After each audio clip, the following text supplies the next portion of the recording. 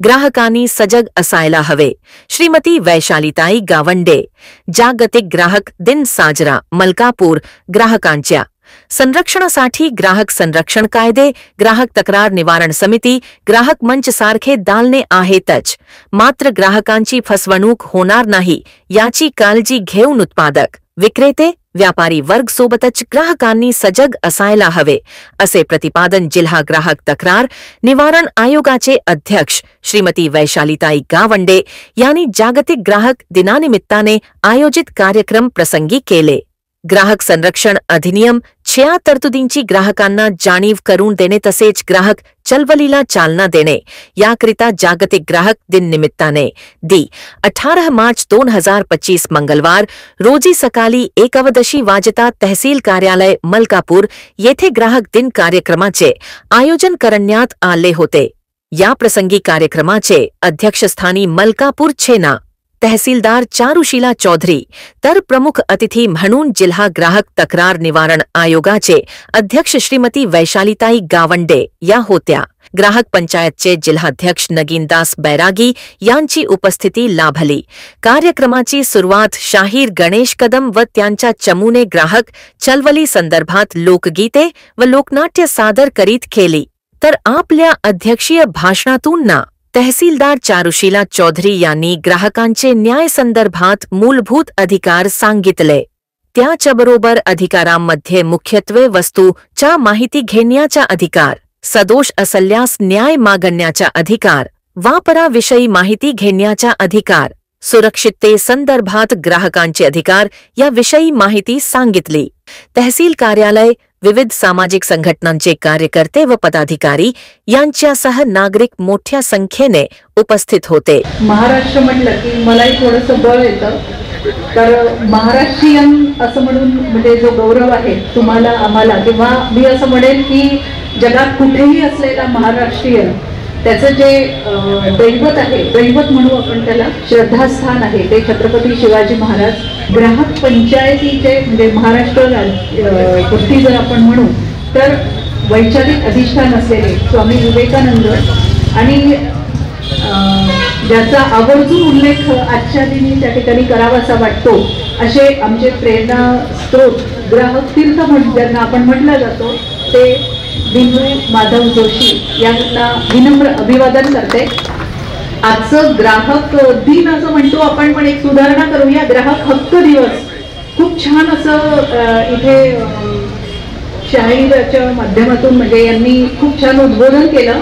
आणि हा जो ग्राहक हक्क दिवस 2 दिवसांचं इथे अनुषंग आलं आहे ना, 24 डिसेंबर आणि 14 मार्च, तर 2 दिवस. आता 2 दिवसांचं हे आहे ज्या दिवशी ग्राहक कायदा हा स्वाक्षरित झाला, म्हणजे राष्ट्रपतींची त्यावर सही झाली, तर तो दिवसही आपण 24 डिसेंबर ग्राहक दिवस म्हणून त्या ठिकाणी ग्राहक हक्क दिवस म्हणून साजरा करतो.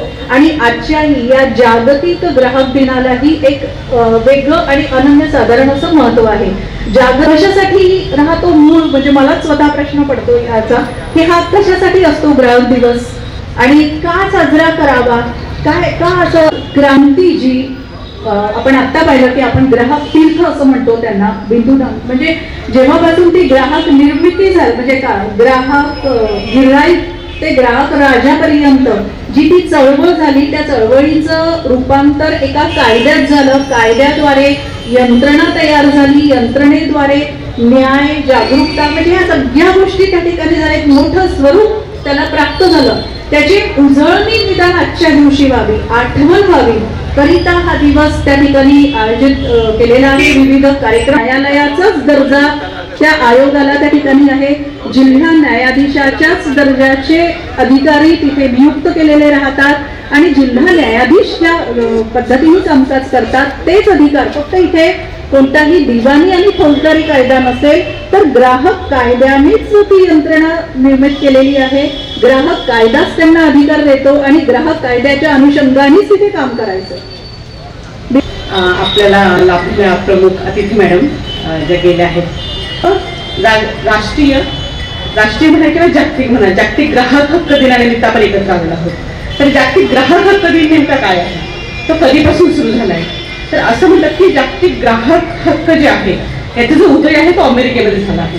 अमेरिकेचे जे तत्कालीन राष्ट्राध्यक्ष होते केनेडी, म्हणजे केनेडी होते, यांनी 15 मार्च 1962ला तिथे जे अमेरिकेचा संसद आहे त्या संसदेसमोर सर्वात पहिल्यांदा ग्राहक हक्क ही जी संकल्पना मांडली होती आणि त्याच्यापासून मग तिथं उदय झाला. त्यानंतर ते संयुक्त राष्ट्र संघटनेमध्ये गेलं. मग संयुक्त राष्ट्र संघटनेने त्याच्याबद्दल जागृती तयार केली आणि त्यांचा आदर्श घेऊन प्रत्येक देशाने आपल्या नागरिकांसाठी, आपल्या ग्राहकांसाठी ग्राहक हक्क अधिनियम तयार केला. तर जो अमेरिकेत उदय झाला आहे 25 डिसेंबरला, तर तो आपल्या इथं आपल्या सरकारने भारत देशाने हा 25 डिसेंबर 1986 रोजी राष्ट्रीय ग्राहक हक्क अधिनियम पास केला. आपल्या ज्या नागरिकांसाठी तो हक्क पारित केला. म्हणून आपण 25 डिसेंबर हा दिवस राष्ट्रीय ग्राहक हक्क दिवस म्हणून साजरा करतो. तर आजचं हे जे वर्ष आहे 2025 वर्ष आहे, आपण खूप वर्षाने साजरा करतोय. तर आजचा जो विषय आहे हा वर्षाचा 25चा, a just transition to sustainable lifestyle, म्हणजे काय आहे. आता खूप आहे, आपल्याला सर्वांना माहिती आहे ग्राहक हक्क काय आहे काय नाही आहे, पण ह्या वर्षाची जी थीम आहे a just transition to sustainable lifestyle, मी याच्याबद्दल थोडंफार सांगेन की काय आहे सस्टेनेबल. काय आहे, आजकाल शब्द खूप येतो की सस्टेनेबल, पण सस्टेनेबल हा शब्द आधी म्हणजे पाश्चात्य देशाने जर आधी दिलाय तर ही आपली खूप आधीची संस्कृती आहे. आपल्या आधीच्या संस्कृतीसाठी सस्टेनेबल म्हणजे काय, सस्टेनेबल म्हणजे की आपल्या ज्या पुढच्या पिढ्या आहेत त्या पिढ्यांच्या गरजा लक्षात घेऊन आता आपण आपल्या गरजा हे करणे, म्हणजे मान्य करणे की एवढ्या गरजांमध्ये आम्ही सीमित राहतो, ते म्हणजे सस्टेनेबल. म्हणजे पुढच्या पिढीच्या गरजांचा किंवा त्यांचा हक्क न डावलता आपण आपले हक्क उपभोगणं म्हणजे सस्टेनेबल.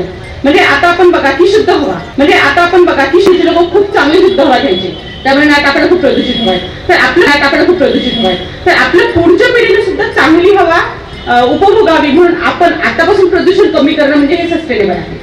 जो हमें फंसाना चाहते हैं वो कहते हैं भैया बिल लोगे तो GST लग जाएगा, कीमत ज़्यादा बढ़ जाएगी, इसके लिए मत लीजिए. और मेरा आपसे निवेदन है कि GST भी आपको लगता है तो वो हम किसके काम में आता है, सरकार के पास में जाके हमारे ही काम में आता है.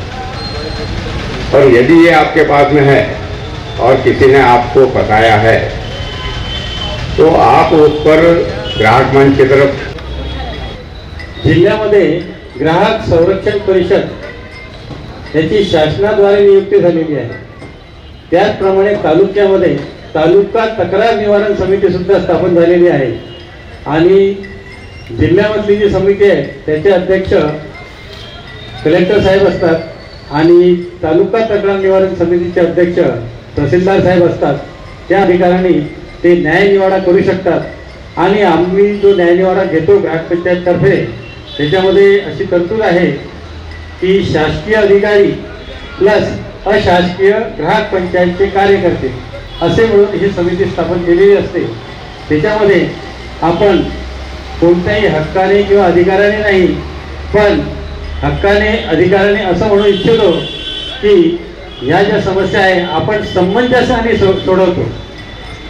समंजसाने म्हणजे अधिकारी लोकांशी संपर्क साधून, कोणताही आंदोलन नाही, कोणतंही उपोषण नाही, कोणत्याही प्रकारचं उपोषण नसते आणि अधिकाऱ्यांची सामंजस्य साधून ते प्रश्न आम्ही तालुका लेवलवर आणि जिल्हा लेवलवर सोडत असतो.